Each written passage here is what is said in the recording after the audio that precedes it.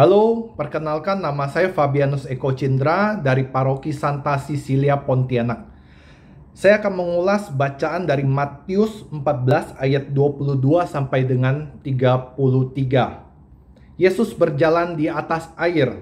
Sesudah itu Yesus segera memerintahkan murid-muridnya naik ke perahu dan mendahuluinya ke seberang. Sementara itu ia menyuruh orang banyak untuk pulang. Kita baca di sini bahwa Tuhan memerintahkan, bukan menyuruh. Dalam hidup mungkin banyak pekerjaan adalah Tuhan yang suruh, Tuhan yang perintah. Tetapi kadang kita sebagai manusia, kita tidak menyadari bahwa Tuhan melakukan perintah di dalam kehidupan kita. Bisa jadi itu adalah pekerjaan kita, studi kita, bahkan tugas pelayanan kita merupakan perintah dari Tuhan.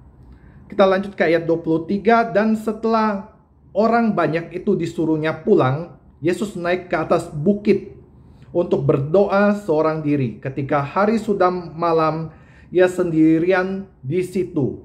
Nah, di sini ada sesuatu yang menarik. Orang-orang ramai Tuhan suruh pulang, tetapi para murid-murid Kristus disuruh maju.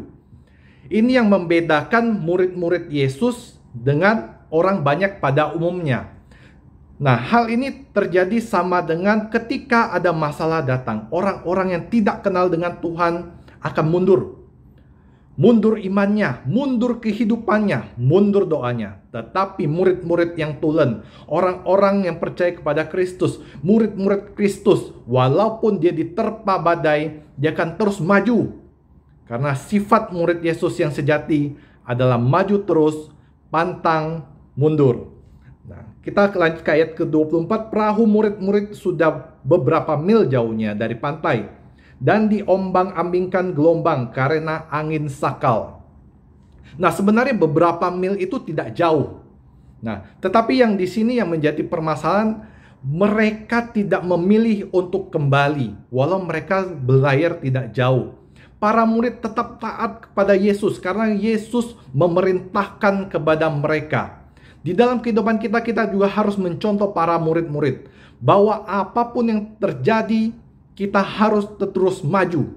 Maju di dalam doa, maju di dalam iman, maju di dalam Tuhan, dan maju di dalam pelayanan. Ini yang membuat saya pribadi kagum dengan murid-murid Yesus di dalam bacaan ini. Karena apapun yang terjadi, mereka terus maju. Karena ini adalah sebuah perintah. Badai boleh datang, taufan boleh muncul, angin sakal boleh terjadi, tetapi kita harus mencontoh para murid-murid Yesus untuk terus maju di dalam Tuhan. Ayat ke-25, kira-kira jam 3 malam, datanglah Yesus kepada mereka berjalan di atas air. Berarti murid-murid sudah terombang-ambing 9 jam lamanya di atas kapal. Karena mereka berangkat saat matahari terbenam sekitar jam 6 sore. Kira-kira 9 jam. Kalau tidur tidak terasa mungkin. Tetapi mereka terombang-ambing oleh ombak 9 jam. Akan cukup membuat seseorang untuk lelah dan mabuk. Bahkan bisa membuat seseorang untuk putus asa. Mungkin murid-murid Yesus akan bertanya, mana mukjizatnya?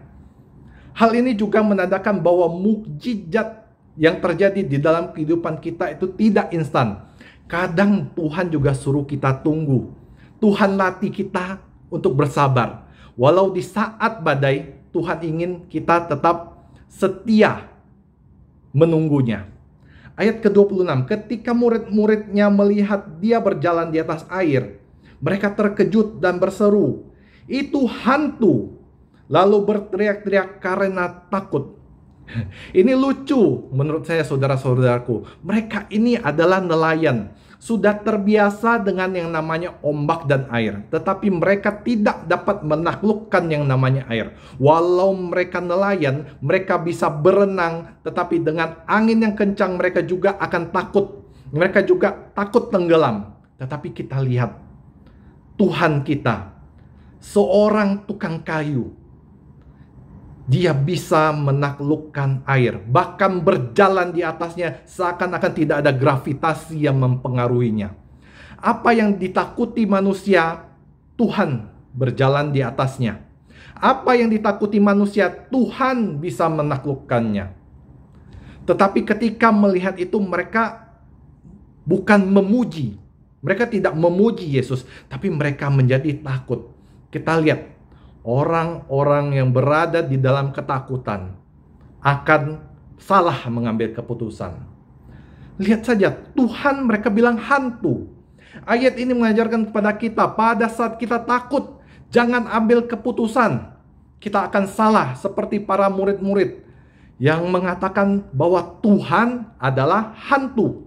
Nah, kita lanjut ke ayat ke-27. Tetapi segera Yesus berkata kepada mereka, tenanglah, ini aku, jangan takut. Saya suka dengan ayat ini.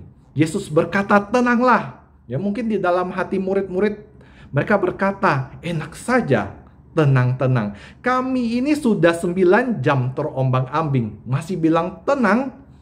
Tetapi harus pula kita sadari bahwa meski mereka terombang-ambing selama 9 jam, dalam 9 jam itu mereka juga masih dalam lindungan Allah. Buktinya mereka tidak tenggelam. Tahukah saudaraku, hari-hari ini apa yang kita hadapi di tengah pandemi corona ini? Dengan PPKM yang berjilid-jilid, yang membuat perekonomian mundur, bisnis dan usaha yang sedang sepi. Mungkin tempat Anda bekerja mengalami kerugian sehingga Anda harus di-PHK oleh perusahaan. Tetapi satu hal yang harus kita ingat, kita masih bisa bernapas sampai saat ini. Itu juga karena adanya pernyataan Tuhan di dalam kehidupan kita. Allah masih menjagamu, saudaraku. Oleh sebab itu, jangan menyerah. Jangan putus asa. Saat ini kita seperti para murid yang sedang terombang-ambing. Tidak jelas arah dan tujuan. Tetapi bila kita di hadirat Allah, karena Yesus berkata, tenanglah, ini aku, jangan takut.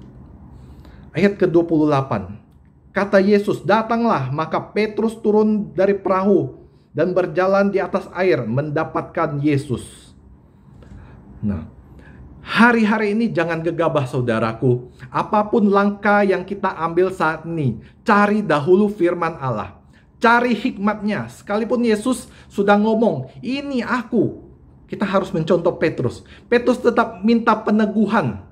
Petrus berkata, kalau itu engkau suruh aku. Ini menandakan Petrus ingin mendengarkan firman Tuhan. Petrus ingin ada sebuah peneguhan dari Yesus. Seperti halnya di dalam bulan kitab suci ini yang mengingatkan kita untuk lebih banyak membaca Alkitab. Karena Alkitab berisi firman Allah. Sehingga bila kita ingin melangkah, kita bisa seperti Petrus melangkah dengan hati yang bijaksana. Kita lanjutkan di ayat ke-29. Kata Yesus, datanglah, maka Petrus turun dari perahu dan berjalan di atas air mendapatkan Yesus. Tetapi ketika dirasanya tiupan angin, takutlah ia dan mulai tenggelam. Lalu berteriak, Tuhan, tolong aku.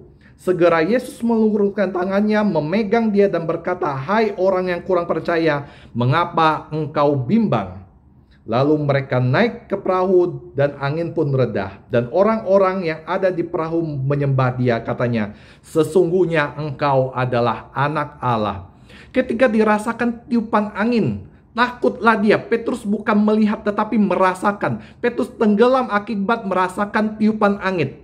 Mengajarkan kepada kita, boleh kita melihat masalah, boleh, tetapi masalah itu akan menenggelamkan kita ketika kita merasakan masalah itu. Saat ini saudaraku, jangan terus-menerus kita termakan oleh berita negatif dari media sosial. Boleh kita melihat berita, boleh, justru harus, sehingga informasi yang kita dapatkan itu selalu update, tetapi kita harus fokus di sana. Tetapi kita tidak boleh fokus di sana, maka Anda akan tenggelam di sana. Karena kita ikut merasakan seperti Petrus. Tetapi bila kita tidak fokus dan kita hidup di dalam hadirat Tuhan yang hadir dalam kehidupan kita, kita tidak akan tenggelam. Kita harus tetap beriman dan percaya walau kita tidak bisa lepas dari keadaan seperti saat ini. Sehingga kita tidak tenggelam di dalam ketakutan seperti Petrus. Tetapi pada saat Petrus tenggelam, apa yang Petrus katakan? Tuhan, tolong aku. Hal ini menyatakan bahwa saat Petrus tenggelam, dia punya kesempatan untuk ditolong Yesus. Jika saat ini saudaraku, usaha pekerjaanmu sedang down, bahkan imanmu juga sedang terganggu karena pandemi ini, engkau punya kesempatan untuk ditolong. Anda dan saya hanya butuh bilang, Tuhan, tolong aku. Realitas kehidupanmu boleh tenggelam, tetapi hatimu jangan tenggelam. Kunci ada di hati, saudaraku. Ketika hatimu berseru, Tuhan tolong saya, detik itu juga Anda akan seperti Petrus berjalan naik ke perahu bersama Yesus. Terima kasih, Tuhan Yesus memberkati.